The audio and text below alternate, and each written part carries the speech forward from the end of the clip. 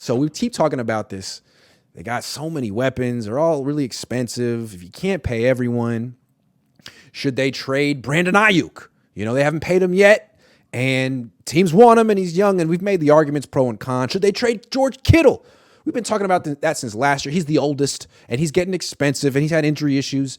But really, though, if we're looking at performance, like last year, quarterback rating when targeted, Kittle was 127. He was great. Ayuk was 116. McCaffrey was 117. There was one guy who stood out, and it was Deebo. When he was targeted more than anyone when he was healthy. Quarterback rating was 73.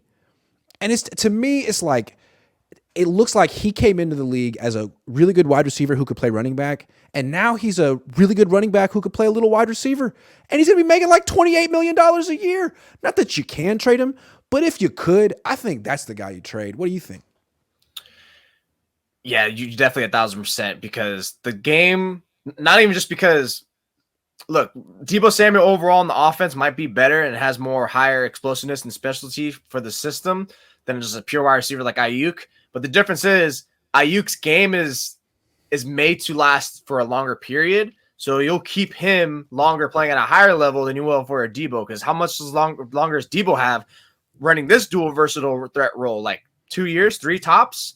Because eventually, what if an injury happens, or if there's another season where they run him to the ground like almost close to what they did in 2021, then all of a sudden you put more mileage in the car and stuff like that. So that's why I'm always at, like, look, I get Deebo might be the better player now, maybe even next year. But in terms of longevity, Ayuk is more sustainable to stay at a high level, and the game favors him more than a running back like a Deebo. And remember, when all the discussion about Deebo's contract, it was because first half of the season, 2021, the dude was already almost at 1,000 yards. He was looking amazing, but they weren't winning, and they switched him to running back, and all of a sudden everything was all gravy in the offense. It's like, wow, so you have him as peak form running the ball, and if you need to have him be that kind of dominant person with the ball in your hands through the aerial game, then you have that too. But you didn't really see that last year, and I think a lot of that's because maybe there wasn't too much refinement going on. He didn't work on anything. I don't think he worked on anything with his wide receiver skills. His route running is kind of blah. It's kind of blurry, very ugly, especially when it's not good. What are his go-to routes? Like, what do they go? What routes do they call for him where he gets the ball the most? The curve route, because every route he runs curves. so like drag routes, like shallow crossers. Shallow crossers, not even slants anymore. Screens where there's no route really. Just get the ball in his damn hands. Honestly, his route tree has been reduced to nothing, and his running back usage is.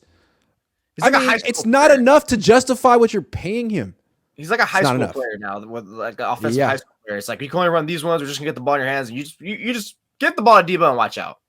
And it's because he's essentially like 6 feet 2. I mean, if I had to guess, he's not 6 feet 215. Does he look 215 to you? I bet he was 215 in 2019. Now, if I had to guess, he's 220 plus.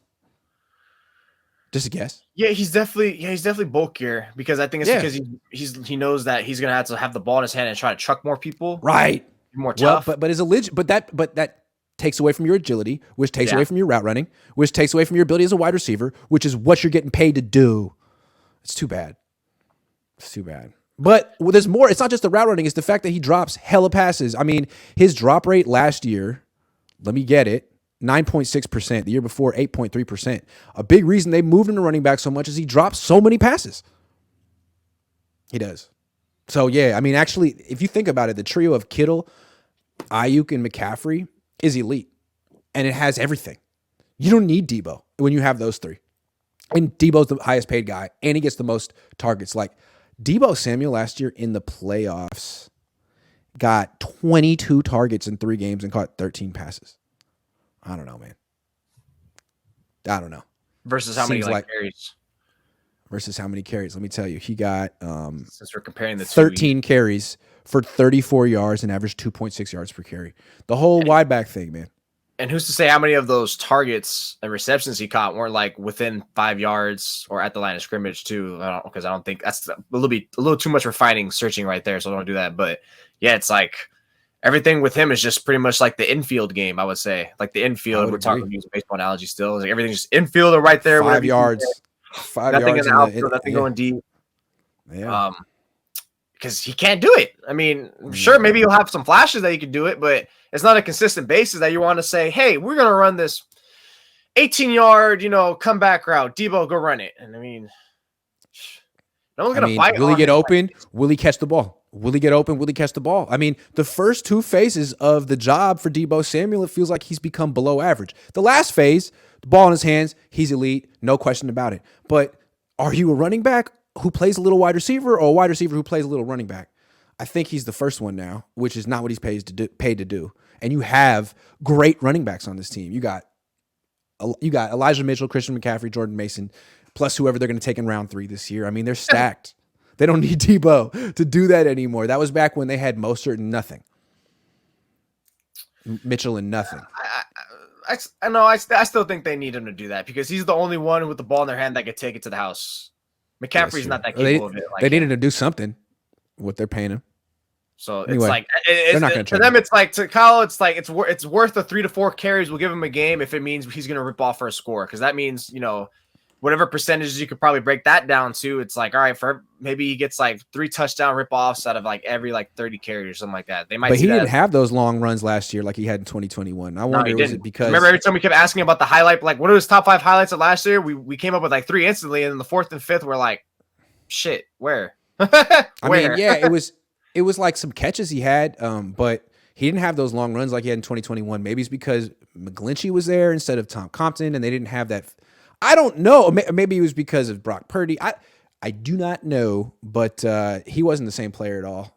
But it's just when Ray did those plays that they worked.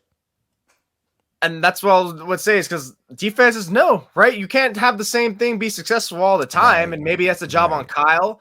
And that's why, remember when the Chris McCaffrey trade happened, I was like, look, this is basically like saying like, this is a free up Deebo. And also Kyle says it was almost a hidden admittance by Kyle saying, I can't figure this out. So I'm going to use this as my trump card and just have the player like bail me out because I can't figure out a way to get Deebo. They're keying in on too much. And it's the same concept of why I'm scared about Brock Purdy this year. It's like, look, you got tape on him now, and he's not getting better this offseason. You think he's going to be looked at electric or even better than last year? I would lean towards no. And that's a great point. It's a great point because they don't do that much with Deebo if you think about it. Like he plays running back, but he doesn't run all the routes. He doesn't block. Like they run specific plays for Deebo out of the backfield. And as a wide receiver, he goes in the backfield, watch. That's easy. Right. Like there's like 7 things they do with him. And then once you get all of it on tape, you can prepare for it during the week and know like, well, he's not going to adjust his route on a blitz. We saw that. He's not going to do like all the things that running backs are coached to do because they played running back their entire life and they're there throughout all practices with the coach. Like Deebo's there for a minute and a half, running a couple runs, learning his track, and that's it. Also, as a wide receiver, we're seeing his route tree is getting reduced. So as a wide receiver, there's only so much you can do with him. As a running back, there's only so much you can do with him. He's versatile, but he's also limited. And it also leads to a higher risk of getting injured in that sense too, which if we're going back to the cost, it's like, he's more of a risk. He's a higher risk, high reward player versus a Ayuk who still has not gotten hurt. Although I think he had like one little gimpy injury, but because in 2021 he had big plays because Kyle could scheme him open for him and then Deebo could finish. In 2022 he had big plays when he broke 4 tackles. People were on him. At least it was like all eyes on Deebo. Like they all knew Deebo. And like he still was like Hercules out there breaking tackles and stuff. But like, how long is that going to last? Yeah, because the defensive coordinator is just like definitely emphasis all week. Like we see this motion, we see this formation. Oh yeah, we see him. When we see this, yeah. Because I read my favorite guy I love to read all the time, Ted Wynn of The Athletic. Phenomenal job he does. He mentions how like Kyle Shanahan runs literally the same damn play with Deebo Samuel. He just tweaks it to different motions and different formation sets. It's literally the same run scheme and assignments. It's just he uses motions just to confuse them. And defenses aren't necessarily falling for that, probably because no matter what the read is in terms of, hey, this blocker motion this, you got to take this guy, because that's usually how it comes down to the finer details, right? Defensive coordinator is probably just saying, like, look, Deebo's here. He's going to take the ball. Forget, just blow him up. The same way they say with read options, right? If the quarterback doesn't take it, just blow him up anyways. Just make him pay. Also, I feel like 10 years ago, Kyle's idea to use a lot of motion was kind of clever because other teams weren't doing it. And now, like, his offense is everywhere. These defenses face these motions every day in practice. I don't think you're really fooling people with it anymore. You could dress it up however you want to dress it up, but I think these teams are prepared for what Deebo's doing in the run game, and when it comes down to it, it's not that much. You know, it's a few key plays that you dress up and try to make look different. You're not fooling anyone anymore. We're on year 3 of this stuff. It was great 2 years ago, but now you're spending a whole hell of a lot of money for a guy who you don't really even need anymore. I mean, he missed time down the stretch. The Niners offense missed no beats. They were still scoring 35 plus a game with Ayuk, Kittle, and McCaffrey and Juwan Jennings. You know? And in the same breath with those motions, it's like it's not even just because people are seeing it from Kyle; they're seeing it everywhere, right? His disciples are everywhere now using it. And even if they're not disciples, it's a copycat. The McVay ones too. Of it. I feel like 8, 9, 10, 11 of these guys, like 35% of the league has this stuff. I mean, so if you don't see it in your own practice, you see it like, you know, in a lot of your games throughout the season. It's not.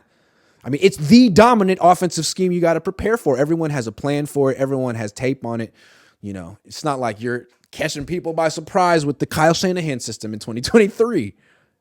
Quite the opposite. Smack Jones says, I am the manager. Hilarious. And I believe it. When I was in college, I had a job. Beast.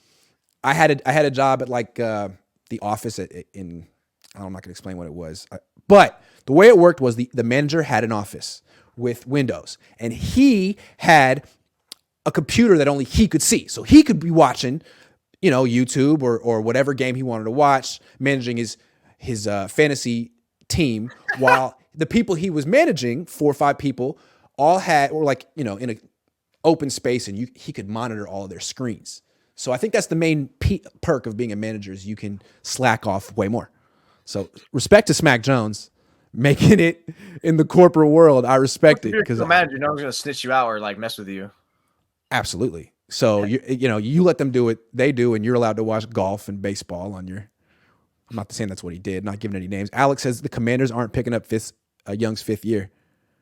Yeah, we talked about whether the Niners and the Commanders would entertain a Lance for Young swap, and we think it makes sense for both teams. So keep it in mind. It might happen because the Niners definitely like defensive linemen with messed up knees. It's their thing. That's what they do. Just don't advocate them doing it though. Makes sense. Don't do it for Niners. Just another team could trade for Chase Young, but I feel like the Niners will be the last team that should trade for Chase Young. Like, know who you are. You've tried this with other players. It never works. There's something in the water in Santa Clara. It's a bad place for people with bad knees. Sorry.